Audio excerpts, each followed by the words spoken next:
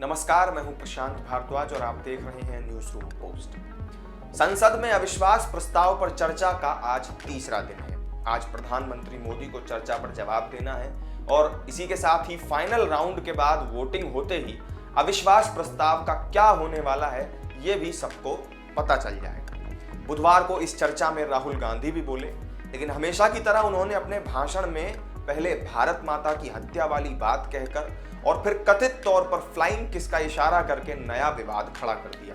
राहुल गांधी के भाषण से ज्यादा चर्चा उनके उस फ्लाइंग किस की हुई जो उन्होंने अपने भाषण के बाद सत्ता पक्ष के सांसदों की तरफ उछाला। राहुल गांधी के भाषण के अंत में एनडीए सांसद मोदी मोदी चिल्लाने लगे, जिसके जवाब में विपक्ष की तरफ से इंडिया इंडिया के नारे लगाए जाने लगे।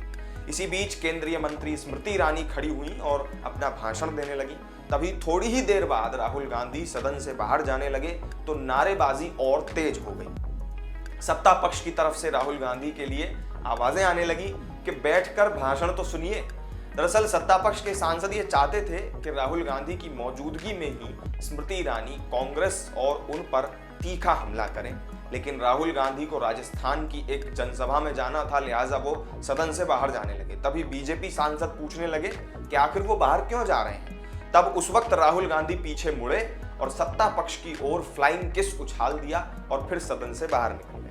हालांकि राहुल गांधी की यह हरकत लोकसभा की कार्यवाही के प्रसारण के लिए जो दर्जनों कैमरे लगे हुए हैं उनकी जद में नहीं आई और यह घटना कैमरे में रिकॉर्ड नहीं हो पाई। ऐसे में राहुल गांधी की इस हरकत पर महिला सांसदों की स्पीकर से शिकायत के बाद अगर कार्रवाई की नौबत आती है तो लोकसभा के सीसीटीवी फुटेज को ही जो है सबूत के तौर पे माना जा सकता है। सरकार के सूत्रों का कहना है कि सदन के अंदर इस आचरण पर राहुल गांधी के खिलाफ प्रिविलेज और एथिक्स दोनों ही तरह का मामला बन सकता है।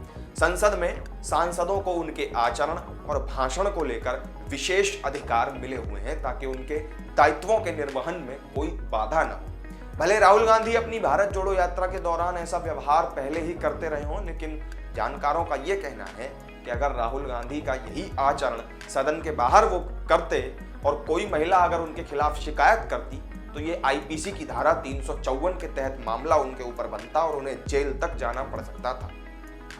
आईपीसी की धारा 354 ये कहती है कि किसी महिला के अभिमान को ठेस पहुंचाना, उसका लज्जा या शील भंग करना, महिला का यौन उत्पीड़न या फिर उसके साथ मारपीट करना, ये सभी उसमें संज्ञेय अपराध की श्रेणी में आता है, जिसके लिए कम से कम 1 साल और अधिकतम 5 साल तक की सजा और जुर्माना या फिर दोनों ही चीजें साथ में हो सकती हैं। तो इस वीडियो में मेरे साथ फिलहाल इतना ही। राहुल गांधी की फ्लाइंग किस से खड़े हुए इस विवाद को लेकर आपका क्या मानना है, कमेंट करके हमें जरूर बताएं। वीडियो पसंद आई हो तो लाइक और शेयर कर दें और चैनल को सब्सक्राइब करना ना भूलें। फिर मिलेंगे किसी नई वीडियो में नई जानकारी के साथ, तब तक के लिए दीजिए इजाजत। नमस्कार।